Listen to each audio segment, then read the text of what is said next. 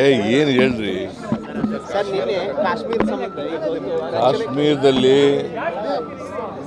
ಉಗ್ರರ ದಾಳಿ ನಡೆದಿದೆ. ನಾನು ಈ ಉಗ್ರರ ದಾಳಿಯನ್ನು ಭಾಳ ತೀವ್ರವಾಗಿ ಖಂಡಿಸ್ತೇನೆ. ಕರ್ನಾಟಕದ ಪ್ರವಾಸಿಗರು ಇಬ್ಬರು ಮೃತರಾಗಿದ್ದಾರೆ.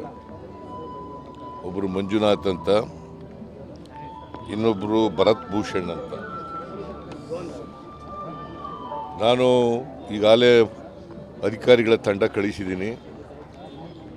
ಜೊತೆಗೆ ಕಾರ್ಮಿಕ ಸಚಿವರಾದಂಥ ಸಂತೋಷ್ ಅವ್ರನ್ನೂ ಕೂಡ ಕಳಿಸಿದ್ದೀನಿ. ಅವರು ಯಾರ್ಯಾರು ಇದ್ದಾರೆ ಕನ್ನಡಿಗರು ಅಲ್ಲಿ, ಅವ್ರನ್ನೆಲ್ಲ ವಾಪಸ್ ಕರ್ಕೊಬರೋಕ್ಕೆ ಸೇಫಾಗಿ ಒಂದು ವಿಶೇಷವಾದಂಥ ವಿಮಾನ ಮಾಡ್ಕೊಂಡು ಕರ್ಕೊಬಾ ಅಂತ ಹೇಳಿದ್ದೀನಿ.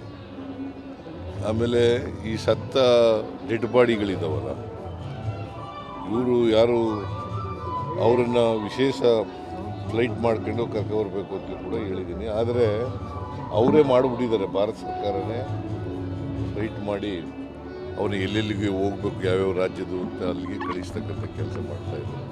ಒಂದು ವೇಳೆ ಮಾಡಿದರೆ ನೀವು ಮಾಡಿ ಅಂತ ಹೇಳಿದ್ದೀನಿ. ಸೊ ಇದು ನನಗನ್ಸುತ್ತೆ ಈ ದಾಳಿ ಪ್ಲ್ಯಾಂಡ್ ಅವ್ರು ಯಾವುದೇ ಆಗಿರಲಿ, ಯಾರೇ ಇರಲಿ, ಇದನ್ನು ಖಂಡಿಸ್ತೇನೆ ನಾನು. ಉಗ್ರರ ದಾಳಿ ನಡೀಲಿಕ್ಕೆ ಆಗಬಾರ್ದು, ಉಗ್ರರ ದಾಳಿ ನಡೀಬಾರ್ದು.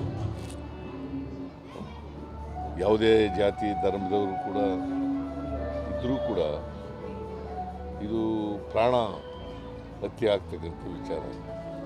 ಸುಮಾರು 26-28 ಜನ ಸತ್ತಿದ್ದಾರೆ ಅಂತ ವರದಿ ಇದೆ.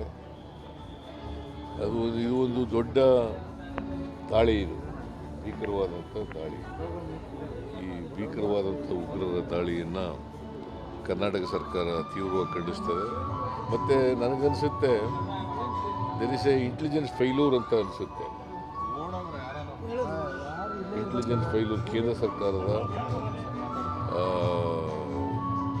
ಇದು ಇಂಟೆಲಿಜೆನ್ಸು ಫೇಲ್ ಆಗಿದೆ ಅಂತ ಅನಿಸುತ್ತೆ. ಯಾಕೆಂದರೆ ಅವರು ಅಲ್ಲಿ ಹಿಂದೆನೂ ಕೂಡ ಪುಲ್ವಾಮ ಇದಾಗಿತ್ತು, ಮತ್ತೆ ಇಲ್ಲಿ ಉಗ್ರರ ದಾಳಿ ಆಗಿದೆ.